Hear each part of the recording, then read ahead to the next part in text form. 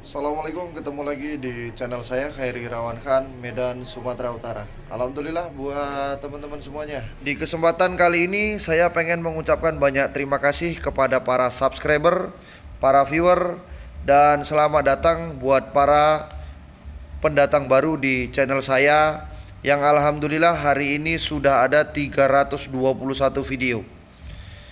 Salah satu tujuan video ini dinomori adalah buat teman-teman para pendatang baru yang hari ini punya banyak pertanyaan, punya segudang rasa penasaran.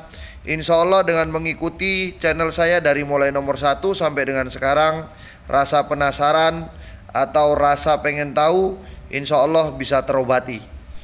Dan di kesempatan kali ini saya ingin menjelaskan buat para subscriber dan para viewer setia di channel saya. Terus terang, edukasi budidaya ayam yang terintegrasi dengan dunia Magot Besep, insya Allah semuanya sudah saya bahas di video-video sebelumnya. Dan supaya tidak terjadi pembahasan yang sama atau yang serupa di video selanjutnya, saya membuat video aktivitas sehari-hari saya. Oke, ini adalah salah satu aktivitas yang saya lakukan. Alhamdulillah kita ngecek ke kandang Bang Sinulingga. Jadi luar biasa, udah masuk ayamnya. Dan ini teman-teman bisa lihat, sama sekali nggak ada nggak ada tai kan gitu.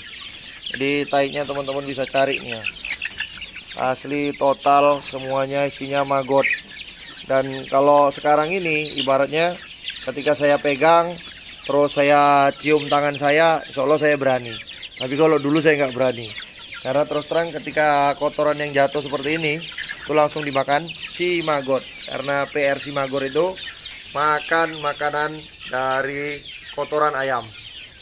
Alhamdulillah kurang lebih ayamnya tadi saya kurang nanya signifikan.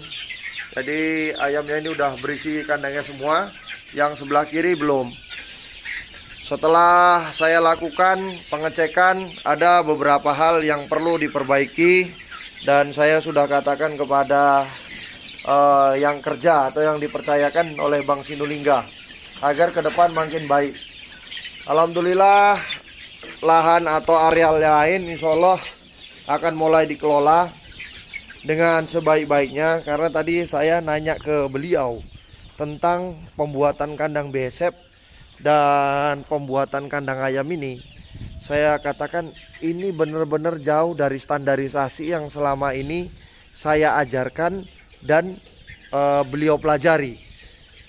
Ternyata beliau mengatakan A, B, C, dan D. Ternyata di situ saya paham. Jadi insya Allah nanti yang di sebelah sini akan kita bangun yang lebih bagus lagi, sebelah sana dan sebelah sini. Karena terus terang ini akan menjadi salah satu tempat percontohan untuk integrasi ke peternakan. Mungkin kita akan gunakan sebagian ke perikanan, tapi beliau ini betul-betul orang yang mempunyai lahan banyak dan kemampuan di bidang finansial. Insya Allah kita akan bikin beberapa farm. Tujuannya sekali lagi buat teman-teman untuk mendukung kebutuhan market yang hari ini kita miliki. Jadi buat teman-teman semuanya, hari ini sarana belajar sudah ada. Market insya Allah dengan sambil seiringnya kita berjalan makin lama juga makin banyak. Jadi sekarang tinggal teman-teman menentukan arah dan pilihan. Karena ke depan satu orang peternak ataupun petani atau peternak yang bisa melakukan 3 sektor, insya Allah akan mendapat satu finansial yang luar biasa.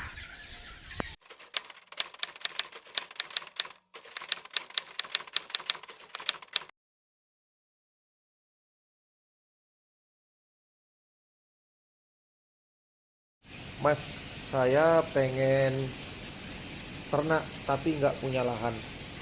Mas, saya kepengen nambah income tapi saya nggak tahu caranya. Mas, saya pengen menghasilkan sesuatu buat keluarga saya tapi belum tahu apa. Jadi hari ini banyak pertanyaan-pertanyaan yang datang kepada saya. Buat teman-teman semuanya, inilah lahan di belakang rumah. Jadi hampir rata-rata kita lah pada umumnya mempunyai lahan yang kurang lebih kalau dihitung dari dinding ini ke dinding sebelah sana itu totalnya sekitar 3 meter. Dengan lahan 3 meter ini yang dibutuhkan adalah kreativitas. Ini di bawahnya teman-teman bisa lihat, ini lele. Lele. Teman-teman bisa lihat. Ini, lelenya ini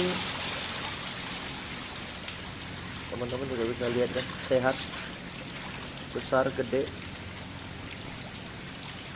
Ini kurang lebih sekitar 2000 ekor. Berarti kalau panen kurang lebih tergantung waktunya. Lebih dari 3 bulan, insya Allah dengan manajemen yang benar ini akan 200 kilo lebih.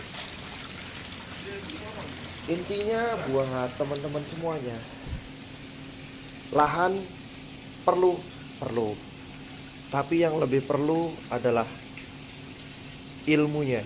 Jadi hari ini buat teman-teman semuanya, lahan ini akan dikelola bagaimana tata cara budidaya yang benar dan baik.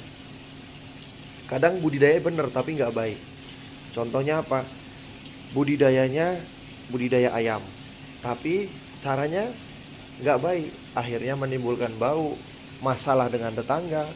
Nah, seperti itu. Jadi baik dan benar, nggak cukup cuman baik.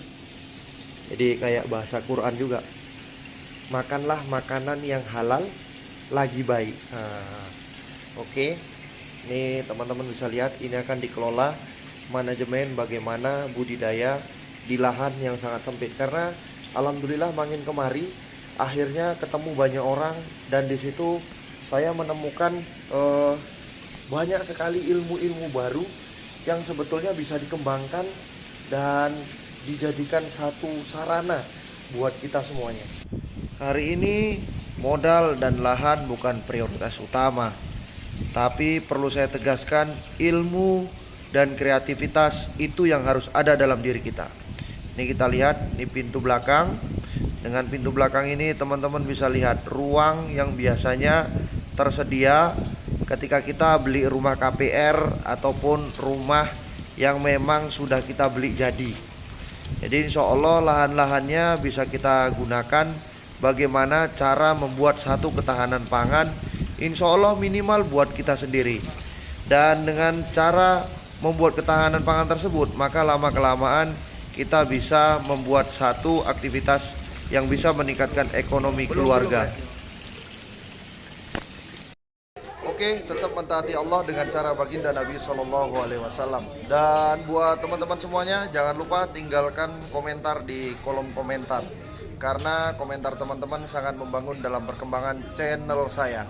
Dan yang pengen pesen di UC, Prepupa, telur, dan yang lain-lain, pengen yang ikut pelatihan gratis dan yang lain-lain, saya sediakan di nomor yang ada di bawah ini. Oke, terima kasih. Assalamualaikum warahmatullahi wabarakatuh.